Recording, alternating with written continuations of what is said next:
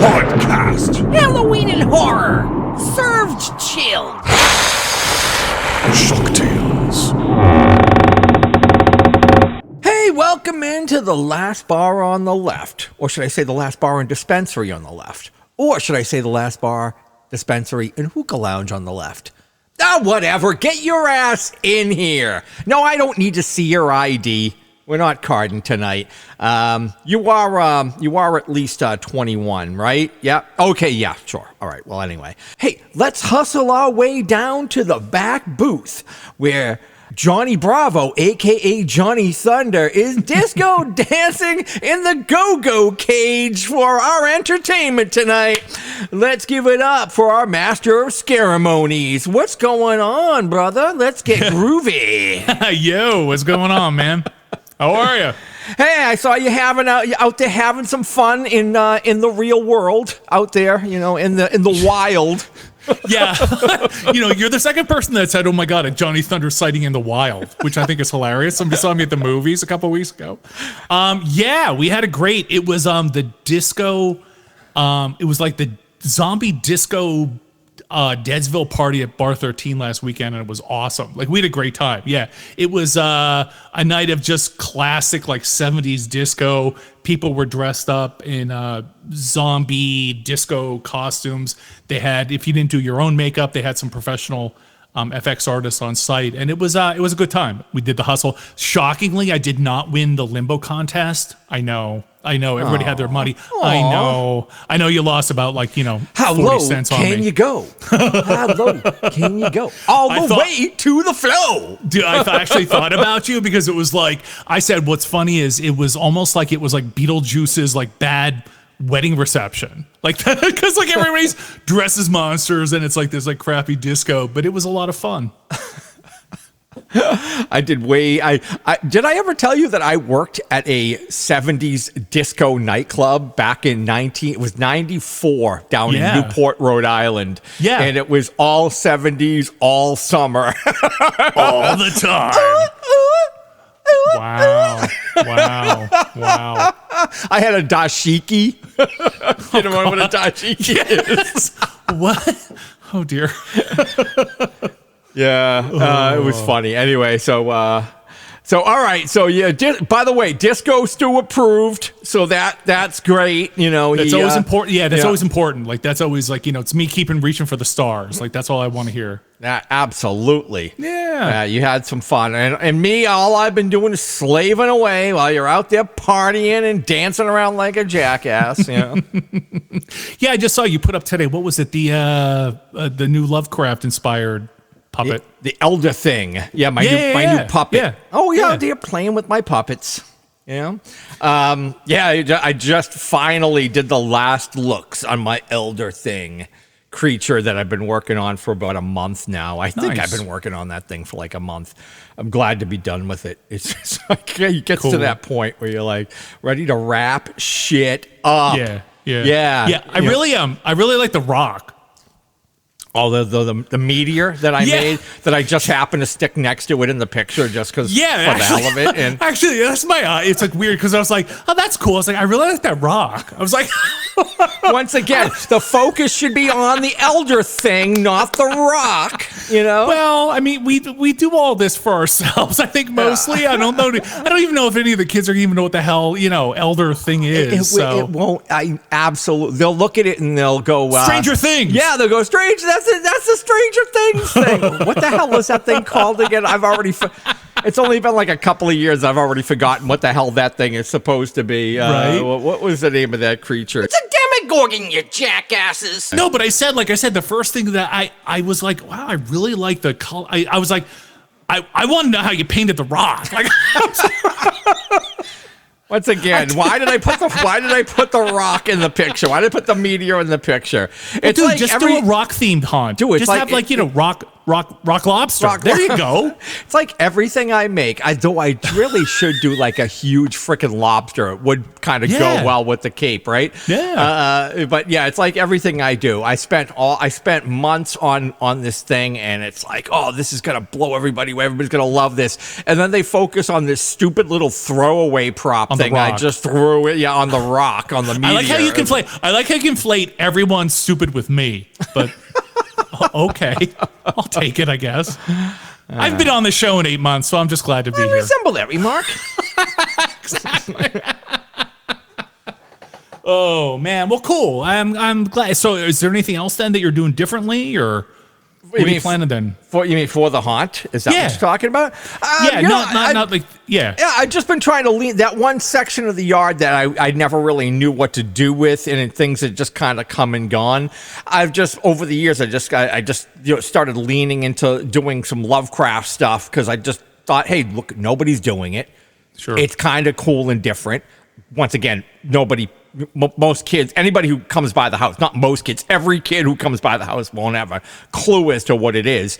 But, it's still, it's cool. It takes up that right side section of the yard. So I've got my Cthulhu, I've got my Elder thing. I'm throwing the meat as you kind of said, like, nobody will know what the reference is, but the meteor is from the color out of space. I'm going to put it right near the well. It's been in my head for a couple of years to do it. I just didn't do it. And then this year I'm like, all right, I'm definitely doing it now. So we'll put the meteor near the well. And then, I've got the Elder thing, and he'll be over by Cthulhu, and I've got the Innsmouth the fishermen there in the little Dagon disciples and stuff. So that kind of covers it for this year for that kind of stuff. And I did get a badass costume. I saw this. They had a Deep Ones mask. I was actually on Creepy Cheapies with Dr. Lady featured it. It was from this. I forget what the name of the Etsy shop is. And it's just this really awesome Deep Ones, like it's like a fish, half human kind of face. And I bought a big kind of monk robe to wear with it because it was like the esoteric order of Dagon, like the disciples, the worshipers, right? Right.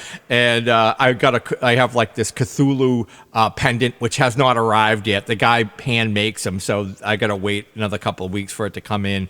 So I've got a kind of like a Cthulhu, like Cthulhu mythos type of Deep Ones creature, costume to kind of go along with all this nonsense too. So yeah, that's kind of so when the kids come up, they're like, "Are you the killer from I Know What You Did Last Summer?"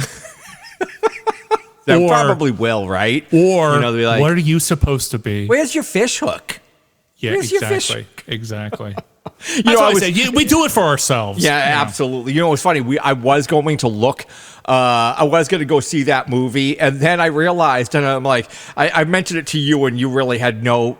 You were like, yeah, I have no interest in seeing the new Ruby, the reboot remake, retard movie that they just did. I thought about it. I was like, oh, I'll go see it. Then I was thinking about it. I'm like, yeah, I mildly. I barely enjoyed the first one. I'm like total met on the first one. Why would I want to go see a reboot that's going to even be worse? And I'm like, all right, forget it. So anyway, I opted out. Man. But we did go see Weapons. So yes, right? Yes, so, we did. Yeah. So why don't I throw it off to Mr. Thunder and let you take it away? All right. Well, you're finally tired of hearing yourself talk. That's a first. This is a true story that happened in my town. So this one Wednesday is like a normal day for the whole school. But today was different. Every other class had all their kids. But Mrs. Gandy's room was totally empty. And you know why? Because the night before, at 2:17 in the morning, every kid woke up, got out of bed, walked downstairs, and into the dark. And they never came back. Yes, Weapons is the new film from director writer Zach Cregger, who we know from Barbarian, remember back in 2022, which we liked, starring Julia Garner, Josh Brolin, Amy Madigan, as well as a few other people. I would say Alden Ehrenreich has a big role, in addition to Carrie Christopher and Benedict Wong. So this movie it's about a town who is dealing with the disappearance of children who all disappear on the same night at the same time and have never been seen again. So what you're left with is the town trying to deal with this trauma of why every kid in this elementary school class, except for one child, have just gone missing. And what I thought was very interesting about this, and again, I'm gonna try to do the spoiler free because I knew literally nothing about the movie before I went to see it, and I think that's the best way you're served to see it. And I don't even know if whether the way I'm gonna kind of review this is gonna ruin it, but what I really loved about this was it's a non-linear storytelling. So after you have the basic premise of, and you have a narrator who introduces the story about children go missing, and that's all you know. So then what you have is different chapters. I think there's about 6 different chapters. And it's this storyline where everything's told from about 6 different characters' perspectives and how they all come together, interconnect, and how we find out what actually happened in the town. I was really, really pleasantly surprised how much I liked it because, again, I liked Barbarian overall, but I think towards the end it kind of fell apart. And I'll get to this in a little bit, but I think there's also the same criticism about this movie. Some people liked sort of the final chapter. Some people kind of got lost and were torn on the final chapter. But overall, I really dug it. I thought it has a really, really creepy vibe. It's a little bit of a slow rollout. Some of the chapters are a little more interesting than others. But I think it's interesting when you see the storylines coming together from the different characters' perspectives and you see what's going on. I might have conflated 2 of the chapters. I might have taken the cops storyline and the perps storyline and maybe combined them. That's my only criticism, but otherwise, I really loved it. I thought Aunt Gladys was a creepy new sort of fun, if you want to say villain, sort of character. I can see people cosplaying her, doing her for Halloween. But it was definitely an interesting story. For the most part, it plays out as a mystery, as a procedural. You're not sure what's going on, but there's definitely something creepy going on. The final chapter, I would say it's like the last 20, 25 minutes, then explains everything. So a lot of people are like, well, hey, I kind of like the mystery of it, and I don't want everything overly explained. On the other hand, this kind of goes back then, and after you've watched the first 5 chapters and the different perspectives of the different characters, you get to see exactly what went on. And a lot of people are bitching about that they thought that the ending was comical or they were laughing. And, I think there's a little bit of dark humor there.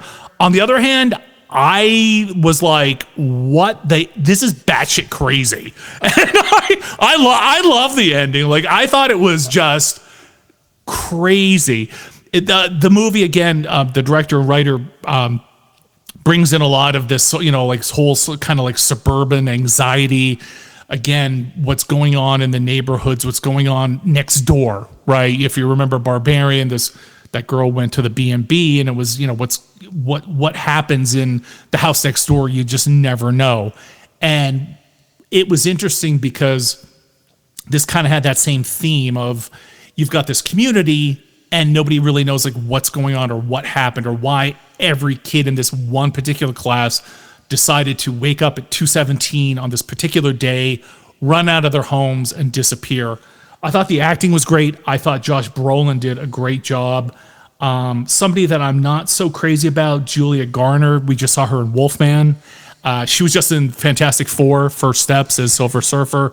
I thought she actually suited this role because she's a little bit annoying, a little bit cloying as a personality, but I thought it was perfectly suited. Josh Brolin was great, and I liked that there was not necessarily, he wasn't, he kind of comes off in the trailer as, he might be the bad guy or the heavy. He's very level-headed, or a really good guy at the end of the day. I also thought Aaron Wright gave a really great performance. This really like understated sort of recovering alcoholic police officer. Even the little boy, Kerry Christopher, who played Alex, I thought did a good job because a lot of times, child actors can be just annoying as hell. But I also loved there were a lot of good practical effects in the film, which I thought were great. And like I said, Aunt Gladys is one for the books. I'm gonna remember her for a long, long time. I gotta say, she first showed up, I was like, what the? And a great performance by that actor. She was amazing. So I loved it. Like I said, I've seen, I think overall a lot of people really, really dig it. Everybody I've talked to really dig it. But like I said, a lot of people have a problem with the ending. I had no problem with the ending. I don't mind that it was over the top, batshit crazy, like I said. So I recommend this like fully. So I dug it. This is one of the better movies that I've seen in a bit. Cool. Like I dug this movie a lot. I really enjoyed Barbarian, and the ending of Barbarian did. I understand the criticisms, but I still enjoyed the movie, and I don't think the ending. I liked it. I rails or anything. Could have been could have ended a little stronger, I guess. But I enjoy. There were moments, and it's not a comedy like a horror comedy, but it had moments that I freaking absolutely. That it was like spitting beer through my nostrils kind of a moment. Like there were a couple of moments where I was less like, holy shit. Right. It was a decent size, the theater is a very small theater, like they've diced up all the theaters, to get as many movies in there as possible in the local theater down here. But, I was, you could hear me laughing over everybody else over a few of the scenes. So I was having a great time. I really enjoyed it. There were, what was it? Was it Amy Madigan? I had to go look her up because I thought she was going to be like this, 80 or 90-year-old woman. No. That's why I thought it was brilliant. Yeah, I mean, the makeup and the performance and everything, she was brilliant. I've seen Julia Garner. I watched. Did you ever watch Ozarks? No. Pretty good show. They didn't stick the landing, unfortunately, but overall, it was a pretty good show, and she was amazing in that. So that's the only thing I really know her from. I don't think I've really seen her in much since then. I didn't. I didn't see her as a Silver Surfer or whatever. I heard people making comments. You saw her in Wolfman. I said she was the wife in Wolfman. Oh, I didn't see that. I didn't go the one that was the new one, the remake that I you did. wanted to cry about. Yeah. But anyway, it was. I heard it mentioned that you had the Silver Surfer with Julia Garner. You had you had like a bunch of the Marvel alums in this movie. I think you might have a point there with the perp and the cop storyline.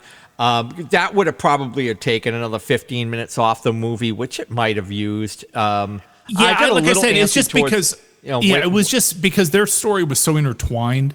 Yeah. Also, I have to say, well, it would be a spoiler.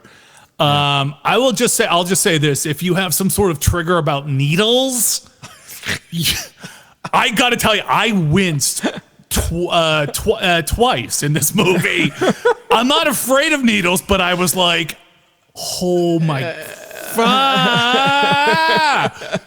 all right, so I guess I ruined something. I ruined two scenes, but it was. It is odd that one the scenes with the needles actually had me jumping more than some of the other gory, because there wasn't a lot of gore, but the gore that was there was pretty intense. Like this couple of scenes were like, holy shit, and the practical effects were obviously amazing. And I was even going to say, what I think is sometimes works when they're smaller scares, right? If you've gotten, you have like incisions or bleeding, or because it's something that you can kind of relate to. If you've scratched your finger, you've cut your finger cooking, or you've, a needle, I mean, every cop's nightmare, patting somebody down is, so, but yeah, the needles bothered me. The ending, like I said, I thought was see, we're spoiling, but there's a chase scene at the end. I thought it was tremendous. I loved it. Anyway, it was it was pandemonium, man. It was batshitacular-tastic. I loved it. So anyway, and you know, and the moral of the story, kids, is you know, I don't think this is spoiling anything, but maybe it is, and I don't really care. The moral of the story is don't let your relatives live with you. They can make them go out and live with the junkie in the tent. Yes. Never allow them to stay in your house. Yes. Don't They can come over for dinner and they're out the door. Weird old dying aunt. Nada. No mas.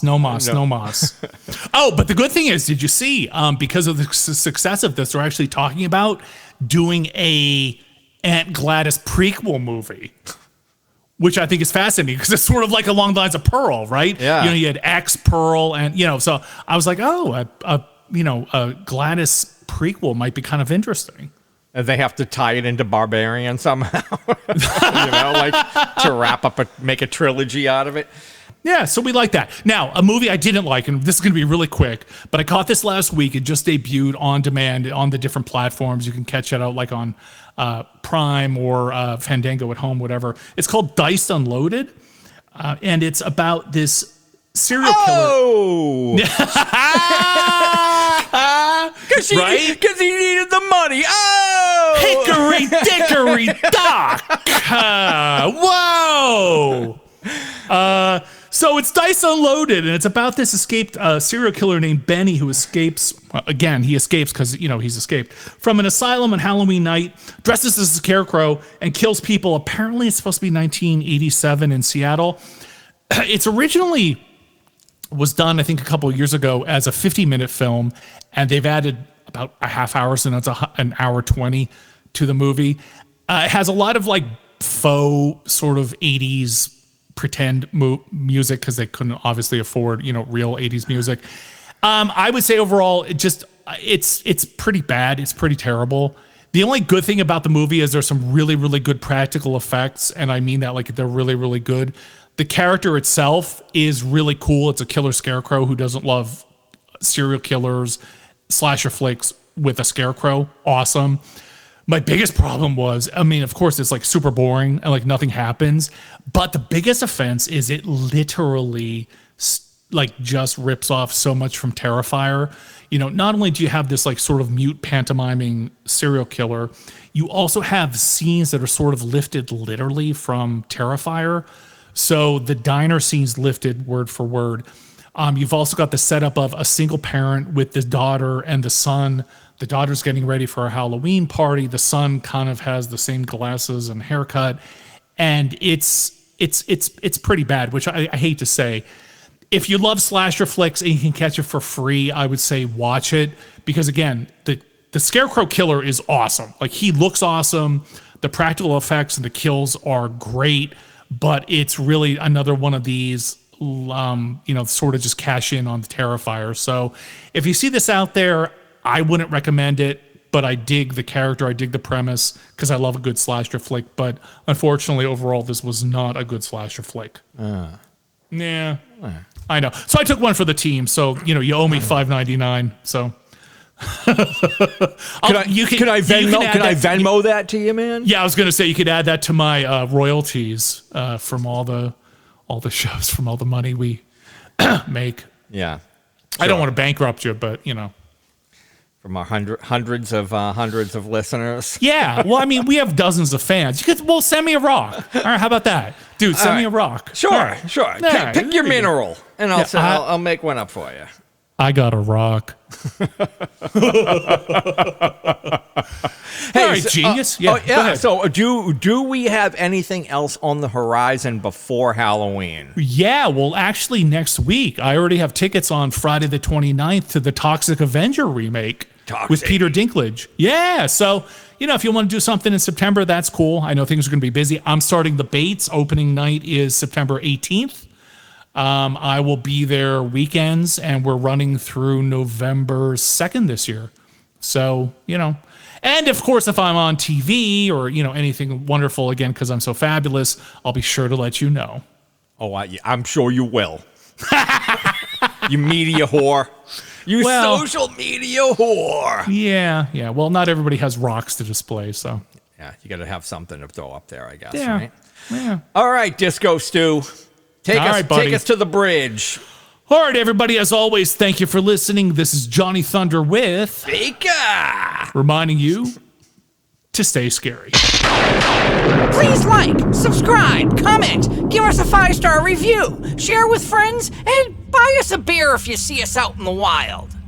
Follow us on Instagram at hauntcast.podcast for show updates as well as more pictures and video content. Join the Hauntcast Hunt Club on Discord with live streams bi-weekly. Also, like and follow our Hauntcast Facebook page. Listen to the entire back catalog of our audio podcasts, available on all podcast platforms, with over 550 segments now available. Until next time, stay scary. Get out while you can. You are all free men. You hear me? Run! Save yourself!